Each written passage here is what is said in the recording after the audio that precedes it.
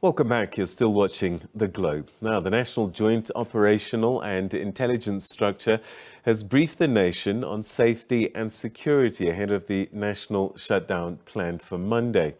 Deputy National Police Commissioner Lieutenant General Tebello Mosikili says that the Natjoint is ready to respond to any eventuality on the day.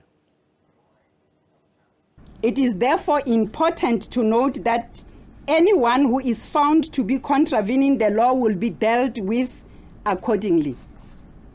Both the DPCI, affectionately known as the Hawks, and detectives are already addressing inquiries in relation to intimidation and incitement of violence through the use of social media. The Natjoints will not allow any barricading of the national, provincial, and municipal roads, public violence, the burning of tires and placing of rocks and debris to blockade roads, as well as looting, will not be allowed. The destruction of property, whether it be private or public property, as well as business and economic sites, is against the law.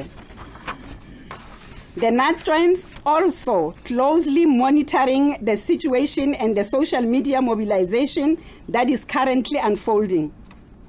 Incitement of violence through any platform, including social media, as well as the sharing of inflammatory messages, are criminal offenses according to the Cybercrime Act. Security analyst Dr. Krista Kock joins us now via Zoom for a little bit more on this. Dr. de Kock, always good to talk to you. Are you inspired from what you've heard our security officials say in terms of their state of readiness? Well, you know, it's difficult. I hope they are ready, and I hope they have all the intelligence that they should have, because intelligence is very important in this kind of situation. And I'm a little bit worried that maybe they don't have all the intelligence.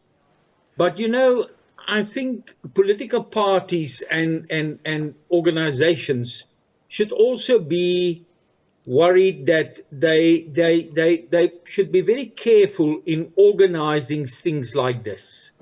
I mean, it's a democratic country. We can have protests, marches, we can have protest meetings. There's no problem with that, but to do a national shutdown right through the country, I think that is quite dangerous. You know, crowds, wherever crowds come together, there are many factors in that crowd. I can just mention a few of them that play a role and make it very explosive. For example, in a crowd, you get something like cohesion.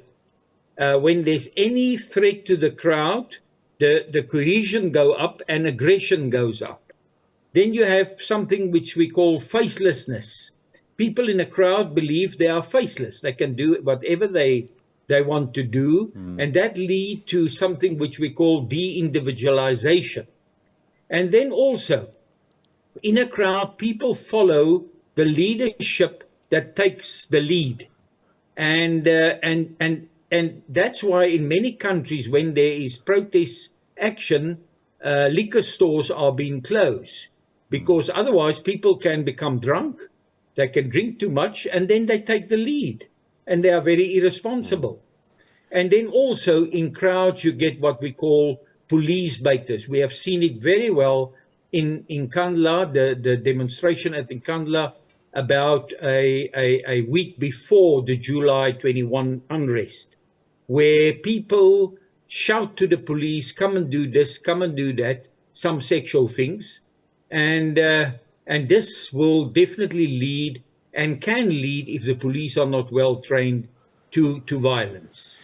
So, you know, I think before people organize these kind of things, they must think of all these factors.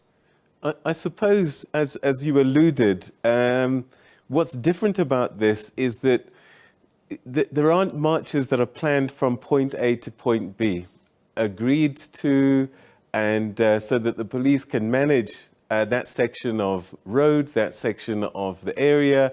The EFF has called on people to be spontaneous wherever they are. And I can't see how that can be policed if things are sparking up randomly at different places throughout the day. Yeah, well, that's the problem. You can't organize like that. You have to have a planned march. There have to be agreement between the local authorities, the police, the marchers. Then things can go quite peaceful. But the moment that you arrange spontaneous meetings and marches right through the country, the police will just not have the capacity to monitor all of these and to keep them, within the boundaries of ordinary behavior. So that's why I'm saying, when people organize this kind of things, they should be careful, because this can easily somewhere in South Africa lead to violence, and people will get killed, either the marchers or the protesters, or people would stand in their way, and that can then lead to a national reaction. We have seen that many, many years ago in South Africa. I would imagine it's a given that there are some opportunists who are going to try and take a chance during these peaceful demonstrations, protests. There will be some characters who are saying, under the cover of this, we're going to try our luck. That's exactly what I said when I referred to facelessness. People believe that they are totally faceless. Even if they see cameras facing them, they believe nobody will identify them. And what we have seen in July 21 can very easily also happen here in some areas, that people will take the chance. I mean, we have desperate people in South Africa. We must accept that the economic situation is not rosy and not very well, and people have needs, and they may just use the opportunity to start looting. Now, when you get looting, then it's a different kettle of fish altogether. Then we are not talking of protests anymore. We're not talking of organized crowds, marching, and so on, and gathering. We are now talking of what we saw in July 21, which I actually agree that the police were in a very difficult position to contain that. What kind of intelligence is important at a time like this? Well, if we look at a classical crowd control, point number one, you need intelligence on the planning. So you need intelligence, what is planned, where is it going to happen, where the marches is going, where the meetings is going to occur. But then also on site, when you have a situation like this, you need intelligence literally in the crowd. If we look in overseas, especially American situations, they will have intelligence officers in the crowd. And those people will monitor what we call the circulating rumors, because in a crowd, as they move forward or as they stay in one position, there are rumors circulating. And these intelligence officers will then know what is said in the crowd. We are going to attack the police. We are going to break through this barricade, and report that to the police or to the people. In America, for example, the National Guard, and in France, the gendarme, or in Italy, the gendarme. Even if all the police officers in the country were on duty tomorrow, is that enough? Or do you suspect we may have to see the deployment of the army?